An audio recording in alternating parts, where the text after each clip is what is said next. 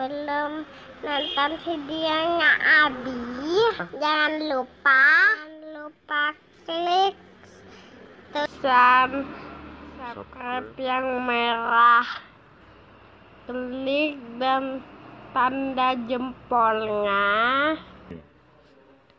tulis komentar di bawah video ini. Terima kasih ya. Assalamualaikum. Assalamualaikum warahmatullahi wabarakatuh. Bismillahirrahmanirrahim. Alhamdulillahirrahmanirrahim. Assalatu wassalamu ala asyrafil anbiya wal mursalin sayyidina Muhammadin wa ala alihi wa sahbihi ajma'in. Wa qala rabbi israh li sadri wa yassir li amri wa hlul 'uqdatam min lisani yafqahu qawli. Amma ba'du. Para pemirsa yang dirahmati oleh Allah, alhamdulillah kita jumpa lagi di channel YouTube Taman Surga 414. Mudah-mudahan kita senantiasa mendapatkan nikmat rahmatnya dan juga mendapatkan taufik dan hidayahnya. Amin ya rabbal alamin. Para pemirsa yang dirahmati oleh Allah, khususnya kaum muslimin dan muslimat, wabil khusus nahdiyin dan nahdiyat dirahmati oleh Allah. Kita di dalam melaksanakan sholat itu harus memenuhi syarat dan rukunnya. Ada syarat sahnya sholat, ada syarat wajibnya sholat, dan ada rukun-rukunnya sholat. Syarat sahnya sholat diantaranya harus suci dari hadas dan najis ya. Ini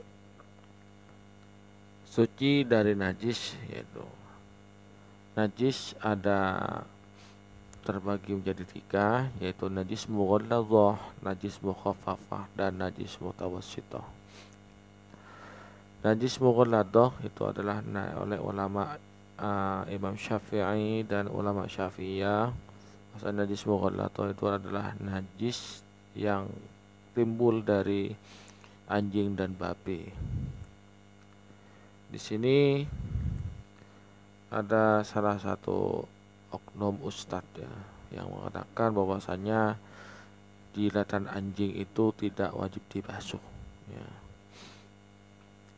Nah, ini tentunya berbeda dengan pendapatnya ulama-ulama kita, pendapatnya ya para salafun sholih itu sangat berbeda sekali. Kenapa? Karena ustadz ini serampangan ya. Ustadz ini serampangan, sembrono, tidak mau bermadhab, bikin hukum sendiri, seenaknya bikin hukum. Kalau ditanyakan dapat dari mana hukum, dia bilangnya dari Quran dan Sunnah. Sunnah yang mana? Menurut Imam Syafi'i, itu dalam imam empat mazhab ini berbeda pendapat dalam hal ini. Tapi namun walaupun begitu beliau saling menghormati. Bahkan satu sama lain itu ada berguru. Imam Syafi'i berguru pada Imam Hanafi dan Imam Maliki. Imam Hambali meskipun tidak berguru, beliau tetap menghormati Imam Syafi'i walaupun pendapatnya berbeda, tidak saling menyalahkan. Beda dengan orang-orang Wahabi ini, merasa lebih baik sehingga mengoreksi amalia orang lain dan menyalahkan amalia orang lain. Baik, kita kembali pada pokok pembahasannya tentang najis ya. Ini dalam kitab I'anatut Thalibin di pinggirnya, yaitu Fathul Mu'innya ya. Fathul Mu'innya halaman 98. Wala yadhhuru mutanajjisun binahwi kalbin illa bisab'i usalatin ba'da zawalil aini walau bimarratin famuziluha marratun wahidatun ihdahunna bidurabi tayammumin mamzujin bil ma'i bi ayyukaddirul ma'ah hatta yadhhara asaruhu fihi wa yasiru biwasitatihi ila jami'i ajza'il mahallil mutanajjis wa yakfi fir raqidi tahrikuhu sab'an. Najisnya anjing ya, apabila kita itu disentuh anjing atau tempat lain kita atau tempat lain atau pakaian disentuh anjing, dijilat oleh anjing, kena najis anjing, maka hal ini tidak bisa suci kecuali dibasuh 7 kali. Tidak hilang najis tersebut kecuali satu ya. Jadi umpamanya yang kena itu kencingnya anjing atau kotoran anjing. Kalau bahasa Maduranya temancuk ya. Itu pertama bendanya dulu, benda najisnya dulu dihilangkan. Kemudian setelah itu dibasuh 7 kali.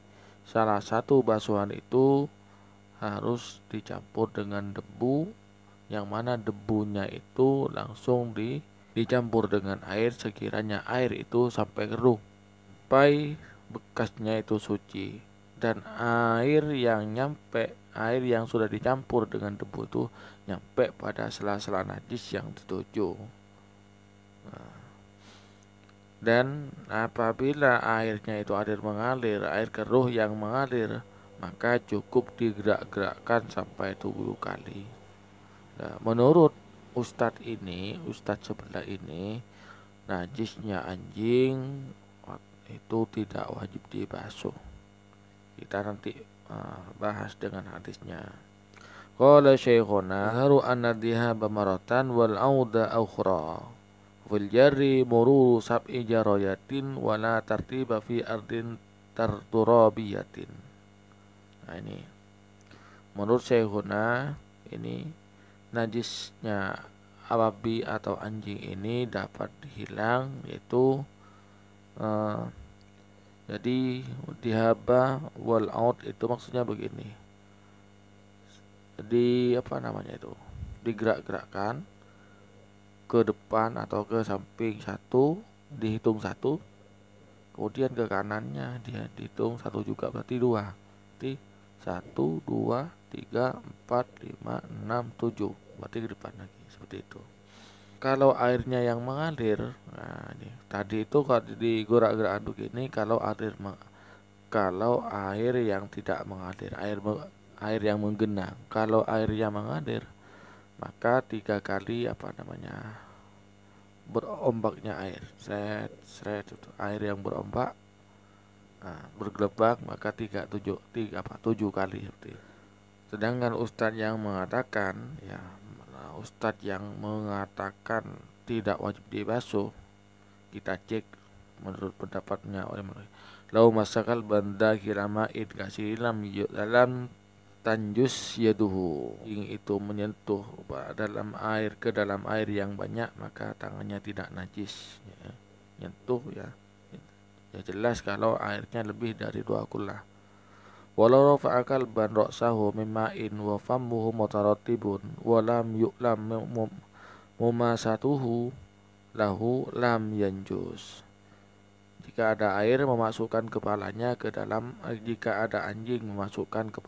dalam air dan mulutnya itu terlihat masih basah, sementara kita tidak tahu tempat yang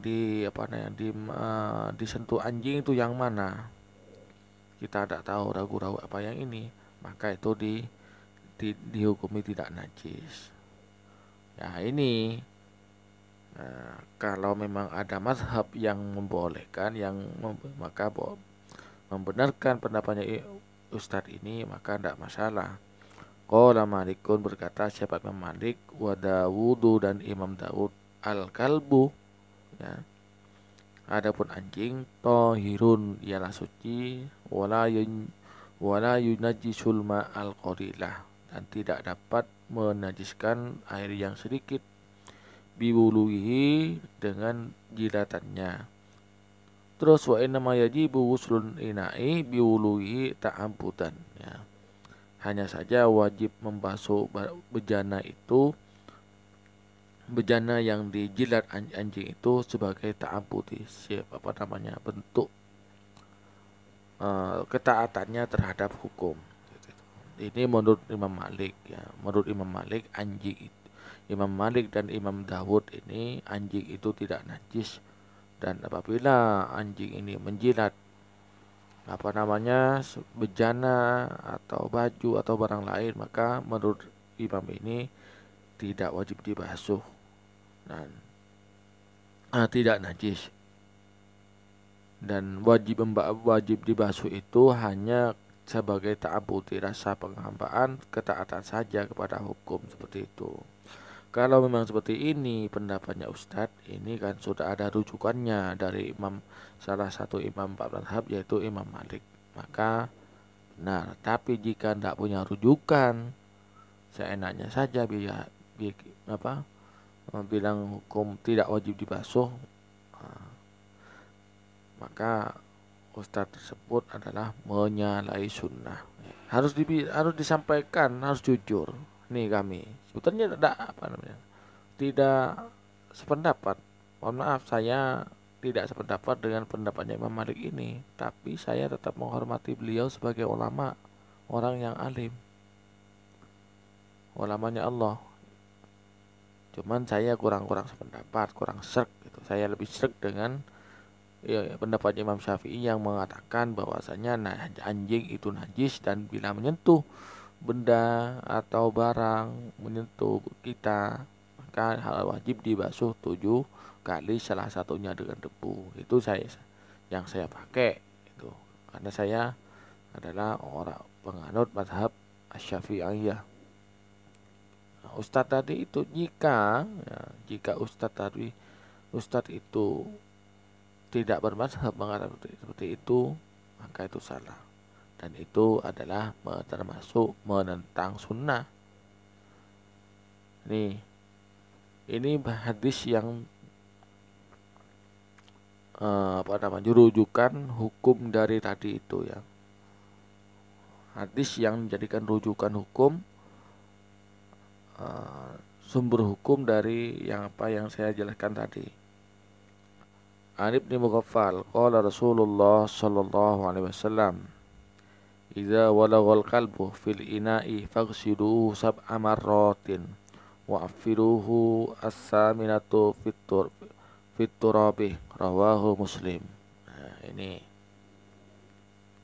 dari Ibnu Mughaffal, Rasulullah bersabda, jika anjing itu menjilat wadahnya kalian, maka basuhlah wadah itu sebanyak 7 kali, dan salah satunya air basuhan itu dicampur dengan debu. Hadis ini hadis sahih, diriwayatkan oleh Imam Muslim. Kalau mengatakan tidak wajib dibasuh, dia dengan pendapatnya sendiri, maka ustadz itu menyalahi sunnah. Coba ini orang-orang Wahabi, murid-muridnya di kolom YouTube saya komentar sembarangan ya. Bro, kalau komentar yang sopan bro, simak video kami itu sampai selesai baru komentar. Jangan dipotong-potong, jangan di-skip, biar ndak gagal paham dari awal. Video kami ndak lama kok. Video kami itu paling panjang insya Allah 15 menitan. Tidak sampai setengah jam, tidak sampai video kami itu. Hanya 15 menit saja. Ini hadis berikutnya. Tetap, cuman redaksinya beda. Ini an Abi Hurairah. Sekarang dari Abu Hurairah, qala Rasulullah sallallahu alaihi wasallam, tuhuru ina'i ahadikum iza walagha fihi al-kalbu ayyaghsilahu sab'a marratin aw lahunna bit-turabi, rawahu Muslim. Ini juga hadis sahih, tapi syaratnya berbeda. Sekarang syaratnya dari Abu Hurairah. Rasulullah bersabda, sucinya bejana salah satu dari kalian itu ketika dijilat anjing, maka harus dibasuh sebanyak 7 kali. Salah satu dari 7 basuhan itu dicampur dengan debu. Makan hadis berikutnya biar percaya kan saya yakin kalau kaum saudara-saudara hadirin hadiat Ahlussunnah wal Jamaah sudah paham ini ya. Karena memang sudah mulai dari dari mushola tradisional kata Maduranya itu ngaji langkeureun, ngaji musengan. Memang ini sudah diajarkan oleh kiai-kiai kita sampai di pesantren, sampai dengan kitabnya di pesantren. Dan hadis berikutnya biar mantap. An Abi Hurairah anna Nabiya sallallahu alaihi wasallam qala idza walagal qalbu fil ina'i faghsiluhu sab'a marratin as-sabi'u biturabi rawahu Abu Dawud. Nah, beda lagi. Ini sama-sama dari Abu Hurairah namun perawinya hadis ini adalah Imam Abu Hurairah. Redaksinya tidak jauh beda. Ketika anjing menjilat menjilat wadah kalian, maka basuhlah 7 kali dan 7 kali dengan debu. Ya, seperti tadi itu salah satunya dicampur dengan debu. Masih ada lagi hadisnya ini biar mantep. Ini hadis yang diriwayatkan oleh Imam Muslim dari Abu Hurairah. Yang tadi nih. Ini an Abi Hurairah, juga ada Abi Hurairah an Nabi sallallahu alaihi wasallam qala idza walagal qalbu fil ina'i faghsiluhu sab'a marratin. Rawahu Ahmad. Ini diriwayatkan oleh Imam Ahmad. Banyak sekali hadis ya tentang wajibnya membasuh najisnya anjing, itu jilatan anjing. Jadi kalau yang mengatakan Ustadz itu tidak wajib, hukum mana yang dipakai? Menurut hadis yang saya bacakan ini adalah wajib. Jadi ini begini para mirsa, khususnya kaum nahdien, khususnya lagi saudara-saudara yang ada dalam salafi wahabi itu. Kalau Ustadz kalian bilang ini tidak wajib, coba mau dikemanakan hadis ini? Ngakunya Ustadz sunnah, tapi pendapatnya pendapat hukumnya tidak ngambil dari sunnah. Hukumnya siapa itu? Ayo buka gitu. Makanya kalau nonton videonya orang aswaja itu jangan cuma ceripit di skip. Yang tidak suka tidak ditonton sampai selesai videonya biar tidak gagal paham. Dan lagi nontonnya jangan pakai hawa nafsu, pakai akal. Jangan pakai nafsu nontonnya, biar kebenaran itu betul-betul nampak. Saya kalau nonton videonya Ustadz Wahabi, enggak di skip, ditonton sampai selesai. Apa? Karena tidak semua apa yang dikatakan Wahabi itu salah, tapi memang banyak salahnya ya. Tidak semua yang dikatakan oleh Ustadz Wahabi itu salah, tapi memang banyak salahnya. Seperti itu. Saya yakin punya plus minusnya, ada sisi positif dan negatifnya, tapi Wahabi banyak negatifnya. Mohon maaf, kenyataan. Mungkin hanya itu yang dapat saya sampaikan. Mudah-mudahan penjelasan hukum tentang najis ini bermanfaat bagi kita bersama dan bisa dijadikan ya, bagi yang belum mengetahui mungkin bisa dijadikan tambahan ilmu. Dari saya kurang lebihnya mohon maaf. Assalamualaikum warahmatullahi wabarakatuh.